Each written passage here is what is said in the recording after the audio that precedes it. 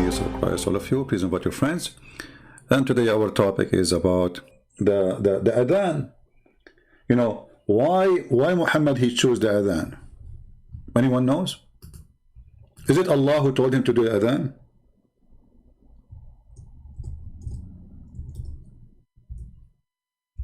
Any Muslim? Did Muhammad receive an order from Allah to do adhan? Allahu Akbar, Allahu Akbar. Huh?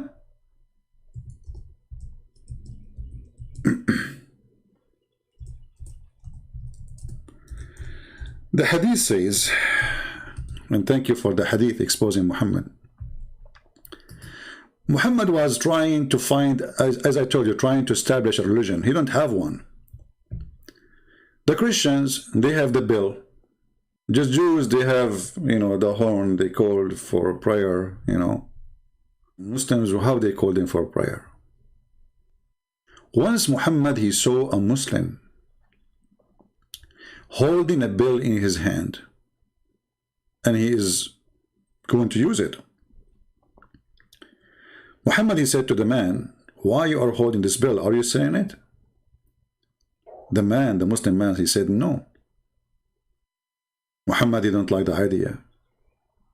Muhammad, he decided to find a way to call for prayer. Some story they say that this guy that he saw him, he is not even a Muslim, he's a Christian, but whatever it is. But then we find that Muhammad, he had a meeting with his companions. And let me find the hadith for you.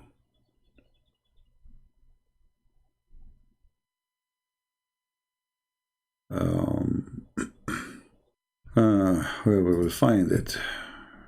All right.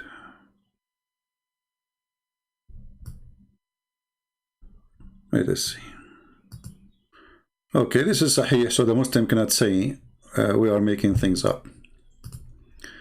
When Allah Messenger ordered a bill to be made so that it might be struck to gather the people for prayer.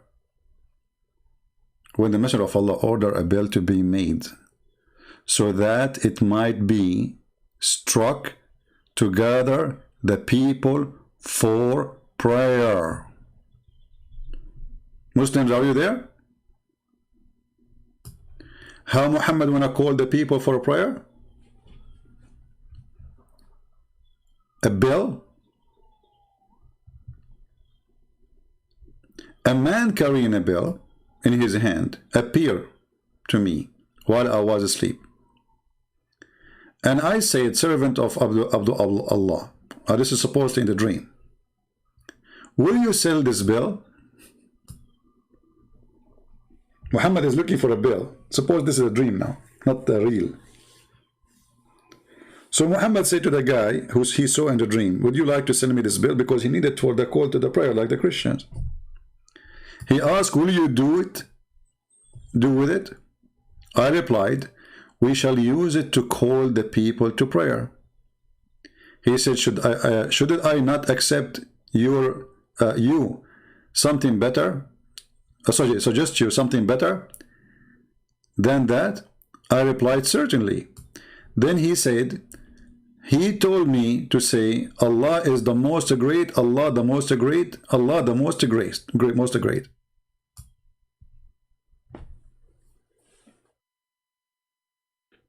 Remember here, there's no Jibreel. It's a dream, supposedly. The story here says that. Now, just to show you how Muslims, they lie to Muslims about this, there is different hadith totally oppose what this story here is saying. When the Muslims, the companions of Muhammad, as they called them, the gang, they gathered together and they were wondering how we can call people for prayer, because people are not able to know when the prayer time is. And even the prayer, which day is going to be. Is it Saturday? Is it Sunday? Why Muhammad he chose a Friday? You will find that all those things happened because Muhammad, he wanted to be different. Let me find the other hadith about it. I'm trying just to find the hadith for you in English. All of this will lead us to one thing, that Muhammad is not a prophet. He is just trying to build up a religion. Okay. Read carefully. You see how the story changed now? They are trying to find out how to do the call for prayer. Chapter, the call of the prayer section. And as said, they mention kindling fire and the use for the use of the bell. Which one? Like, we can light a fire so people they come for the prayer, or we use a bell. And mention the Jews and the Christians. Then Bilal was ordered to repeat the call to prayer twice. This is one story. What you see here in front of us here, they are suggesting to Muhammad to do this. Use the bell, use fire, you know. And then they come to a conclusion that let us do this. Let us see the other story.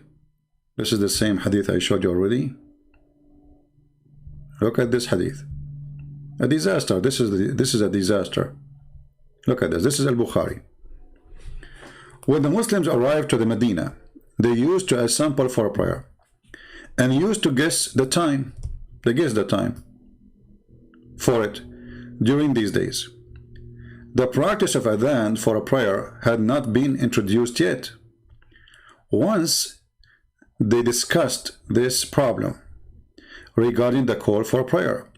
Some people, which means some Muslims, companion of Muhammad, suggest to use the bell like the Christians. And this is why we see Muhammad himself, he ordered to make a bell. Others proposed a trumpet like the horn of the Jews, to use by the Jews. But Umar was the first to suggest,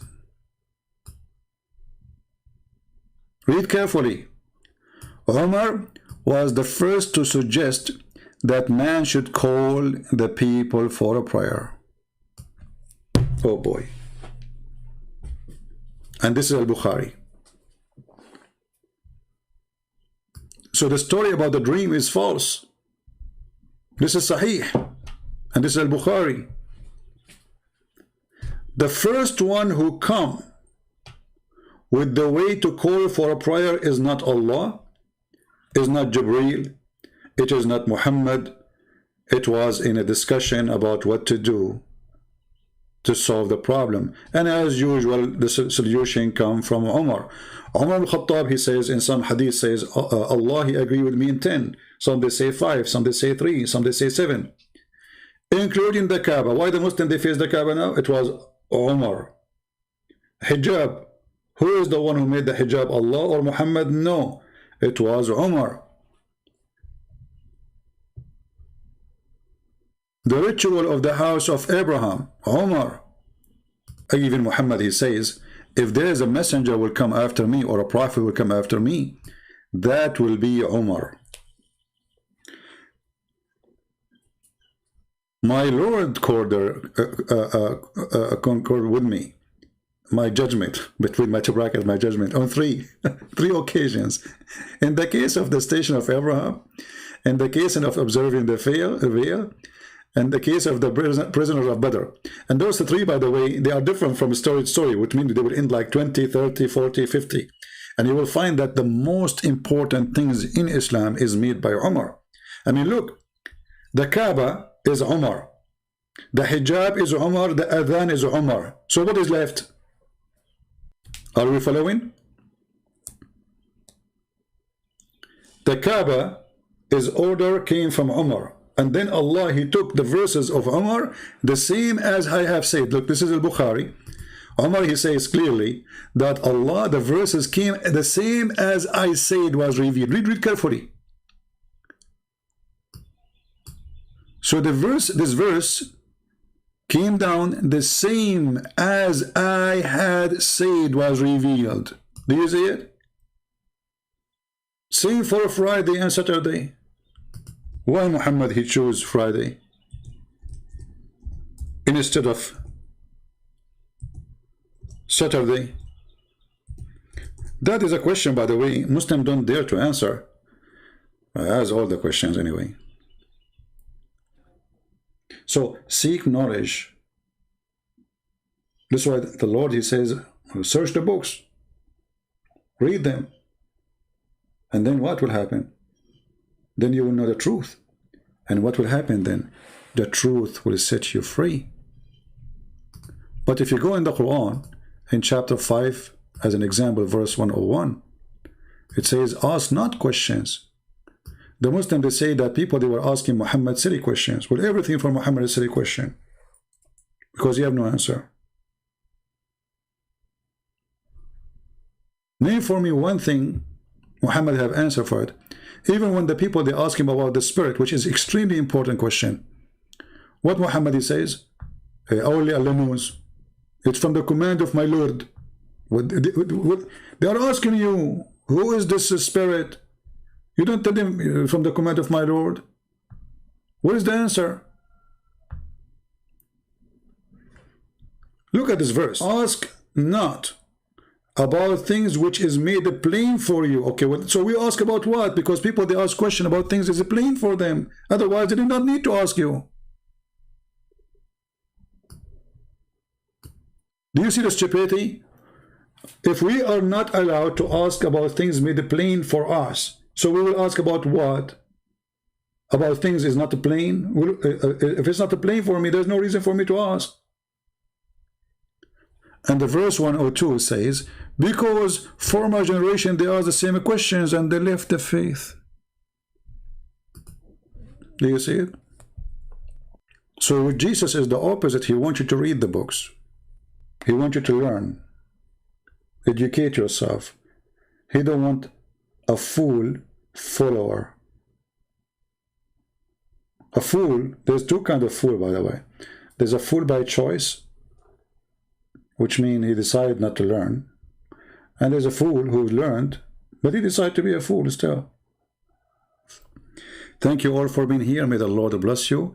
Pray for the Muslims. We love them. We don't hate them. God bless, and see you soon again. God bless you. Take care.